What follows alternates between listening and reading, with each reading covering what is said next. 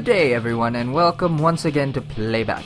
I hope you viewed the previous episode in which I introduced a new section called Rated Under, featuring the highly shit on game Alpha Protocol. Link is right there. So this week we start off with the Expendables 2 again. God, it's always something every week, isn't it? On Arnold Schwarzenegger's Twitter account, this was what he tweeted. Back in action for the Expendables 2. I'm having a fantastic time on set with Bruce and Sly in Bulgaria. With a photo, of course.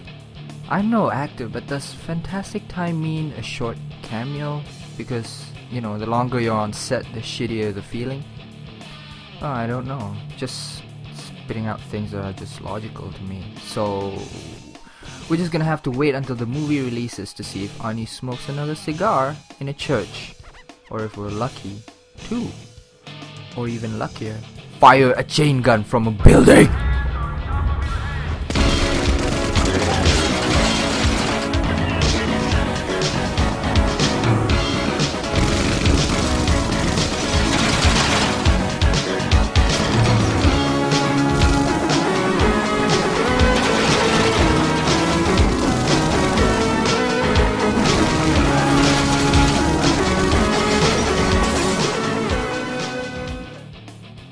A new Avengers trailer had just released early this week, to mostly positive comments from fans on YouTube. Most mentioned that the trailer was pretty decent and made them stoked and looking forward to the movie, but some websites are putting it down, saying that it was pretty disappointing. I.e. Cinema Blend. Right there. Now, if you scroll down, you can view the fan comments of the article, mostly saying that Cinema Blend is wrong and that the trailer was pretty freaking awesome. Well, I'm not a trailer person myself, and I try to avoid them altogether, but I still think that the best trailer ever made was for the indie documentary-ish movie, Catfish. Can't really call it a mockumentary because the makers claim that it's real, and nobody's ever proven it to be fake, so there you go. We never could. Anyway, back on topic, I think the trailer was pretty good, considering they had just wrapped filming. Pretty fast post-production work on the Hulk animation, I have to say. If there's one thing I still don't like about the Avengers, it's Captain America's outfit. It's a little underwhelming and a wee bit tight. Especially after seeing Captain America decked out in a nice jumpsuit with utility belts in his movie. You know, it filled him out really nice, and this one just made him look skinny. Well, I'm sure I'll get used to it, but as of now, I'm still not convinced. I'm sure some of you will agree with me on this, and well, he kinda looks like a high-profile Power Ranger.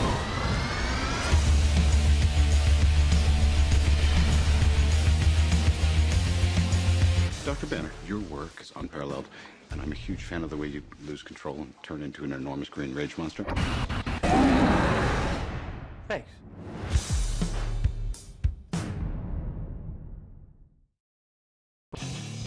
Electronic Arts has announced that Mass Effect 3 will indeed have Lilu Dallas Multipass.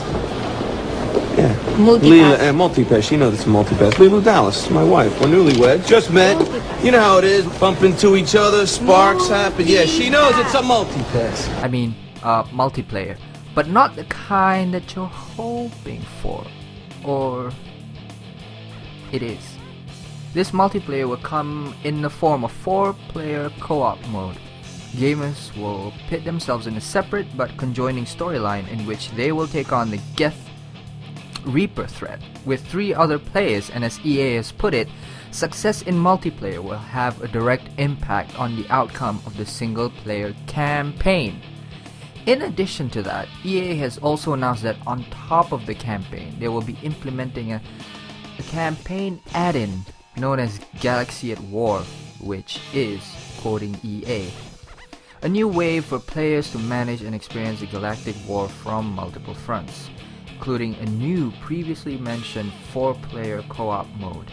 And then they try to explain what the hell they're trying to do with this Galaxy at War thing, and at the end they state that it is important to note that the system is entirely optional and just another way players can have control over their gaming experience.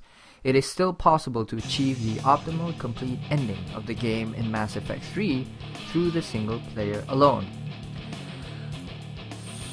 So I don't know about this. Okay. I'm sitting on the fence.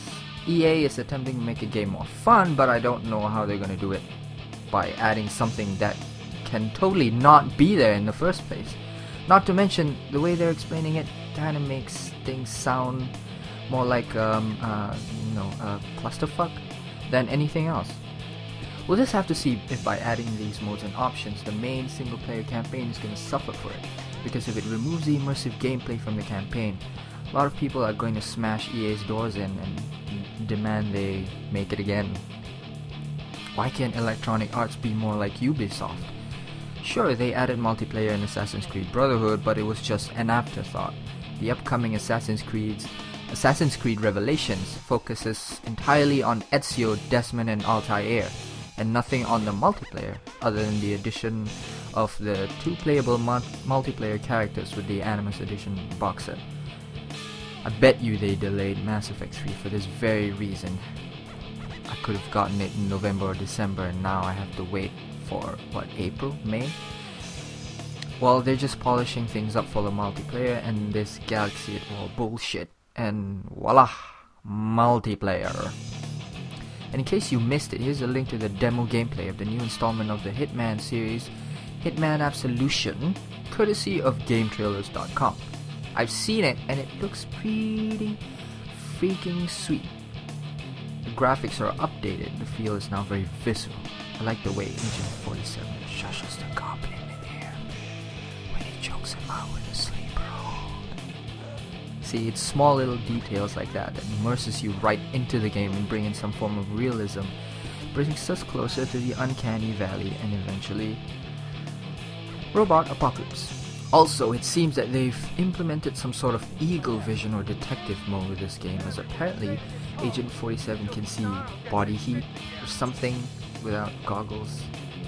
And not only that, he can predict people's paths. That could be an interesting little mechanic, but, you know, gamers being gamers, they're just gonna complain about this, in which case I have only this to say. Don't fucking use it then! It's for people who suck at gaming and need help. Smart-ass trolls. And this week, the movie I will be reviewing is none other than the first big Norwegian film to ever come out. Ever. It's the shaky cam, unrealistic night vision mockumentary, Trollhunter. Trollhunter starts out like any normal mockumentary film, laying down the characters of the team. In this case, it's difficult for me to even pronounce the names, but yeah, I'm gonna try. Thomas, played by Glenn Erlen Torsterud. That sounds more German than anything. Joanna, played by Johanna. How the fuck do you pronounce that letter? And Cal, by Thomas Alf Larsen. Well, I definitely didn't get that right, but you know, find a Norwegian and ask them how to pronounce it. So anyway, there are 3 university students who are initially making a documentary about bear poachers in the neck of the Norwegian woods, which is full of black metal evilness and true cult Satanists.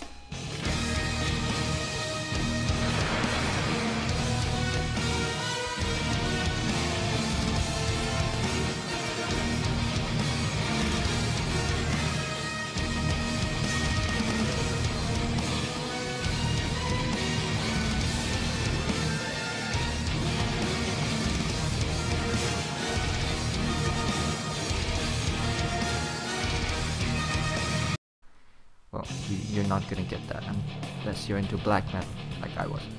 And they stumbled upon a conspiracy to hide the existence of trolls living in contained areas in parts of Norway.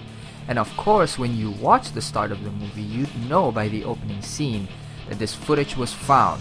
So you'd know that a team of university students have gone missing, therefore found footage. As with any mockumentaries, This movie started off domestic and then spread like wildfire. It has now garnered over $4 million in box office sales. That's US dollars, by the way. Which isn't that bad, but isn't all that impressive either, because this film was made with a $3.5 million budget. So it was a big movie production, definitely, seeing the effects used and the wide locations and all that. And I liked it. Here's why. The acting was actually not that bad, now that I come to think of it. The reaction to something that's not there is commendable, you know. I assume that it's not easy for the actors, especially working in a group, having to react to something that's not even there. So pretty decent acting, good directing, and visionary skills right there. The premise itself is interesting, but it seemed like a generic template for other monster mockumentaries. Like if you swap the trolls for, say, Bigfoot, Sasquatch, the Loch Ness Monster, the Jersey Devil, or even the goddamn beast of Bodmin Moor, it would have probably played out the same. All they had to do was to make it fit was to tweak some of the facts. And living in Asia, I had no idea what the troll myths and legends were. Then I got schooled by Joseph, my partner, and watching it was a little more interesting. If you plan to watch this, then you should go find out a little more about trolls and how they can smell Christian blood. Lol. And how they turn to stone in sunlight, like freaking gargoyles. I also noticed that as the years go by, each mockumentary gets more stable camera-wise. The image stabilization on the camera they were using must be fan-fucking-tastic, as it wasn't vomit-inducing at all, and I think that their night vision worked a little too well for me. Either that or the moon that night was almost half as bright as the fucking sun. Realism aside, the lore of the movie was very interesting, even bringing scientific explanations into the fray, which I will not mention to avoid spoiling it for you. Except that they can't scientifically explain why they can smell Christian blood, which I don't think anyone can. Maybe some sort of some hormone you release when you're Christian, special hormone, I don't know, whatever. The CGI used for this movie was pretty erratic. Some scenes were freaking amazing, but some of them could have been done better. But it's not Wolverine bad, so don't worry about that. My final say is to watch it. Watch it before they remake this movie for 2014. Yes! A country that has no myths and legends about trolls whatsoever except they live under bridges and won't let you pass until you pay it money or a sheep, which still happens these days, it's called the fucking toll booth, is remaking the movie because Hollywood thinks that the English speaking and listening audience are too fucking lazy to read subtitles, and also because they want money. And that's all I have for this week. Until next week, this has been Playback.